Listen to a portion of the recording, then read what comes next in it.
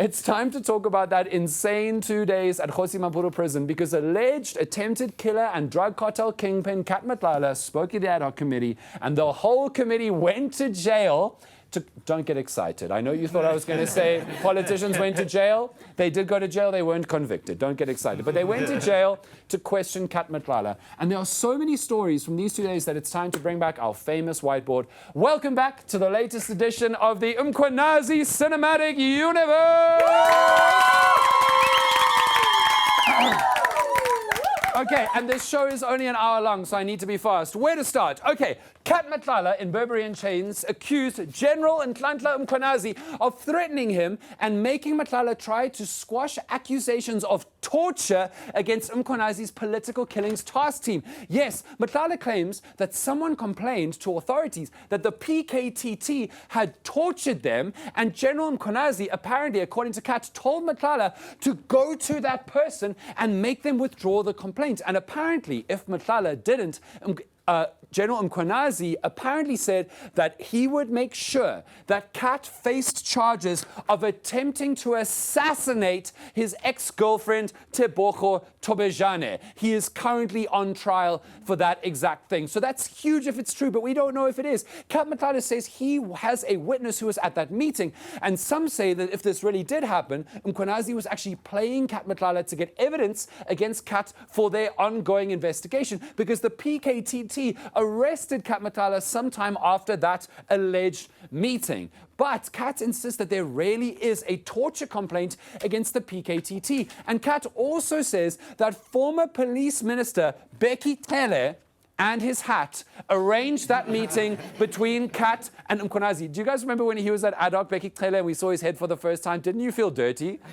Like you were seeing something you weren't supposed to see without the hat. Anyway, Cat said some wild things about Bheki Cele and Brown Mokhotsi, alleged ANC fixer and Amagwinya salesman, according to him. Cat claimed that Cele lied under oath in the Ad Hoc committee in Parliament, which is a crime. Remember, Bheki told the committee that he only kept Cat around and accepted small gifts from Cat in order to get information out of Cat Matlala, because Bheki Cele knew that Cat Matlala was doing shady things. But Cat said that actually Bheki Cele was taking advantage of him for money and gifts and giving Cat Matlala information. Cat says that he had trouble with the police, and so suddenly out of nowhere he got phone calls from Brown Mokhotsi saying that Brown worked in Police Minister Senzo Mtunu's office, lost him there for a second, Senzo Mtunu's office, and that he could make Cat's police problems go away in exchange for favors. That's why we have all those text messages between Brown Mokhotsi and Cat Matlala. And Cat Matlala paid for ANC events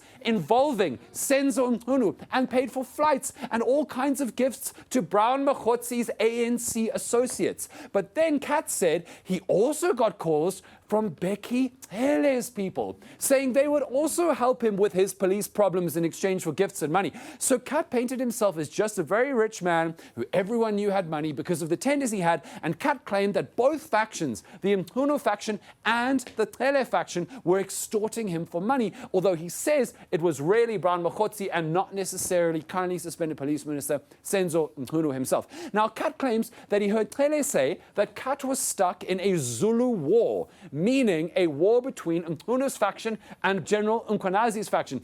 And that faction also contains Dumisani Khumalo. Now, Cat claims that after he agreed to give Cele gifts, it seems Cele got Khumalo to make some of Cat's police problems go away and even have his weapons, his firearms, returned to him. And that's, guys, where the most famous bags in South Africa, because when Bheki Cele is in his bag, it's his Woolies bags, folks. Or as they are now called, the money bags. Because Cat claims he gave Bheki Cele 2 gifts in 2 Woolies bags, one of 200K and one of 300K, for a total value of 500K, among other gifts and favors, which is wild, but I also get it because these Woolies bags, guys, they just pile up in my house. I don't know about your house. I've got a stack of them. At least Cat found a use for them. Where do you even get brown envelopes these days? Unless you're Brown Mokhotsi, in which case you are living up to your name. Would anybody like a money bag? Absolutely not. Free money bag, baby! At least we now, you guys are an easy crowd. There's nothing in those bags.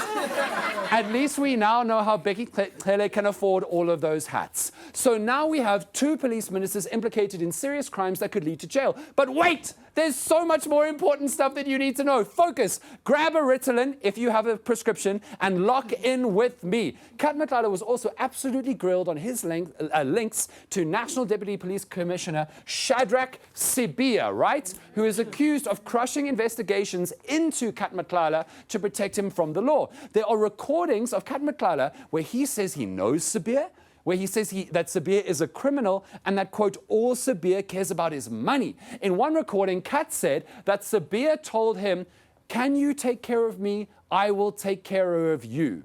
Which sounds dodgy, but also kind of romantic. Like, wouldn't you love it if someone told you that this December on a summer fling? Anyway, Cat claimed that he had only met Sibiya a few times, specifically because Cat sent an email complaining that so he was renting some police college facilities, and he said that his rent wasn't being respected.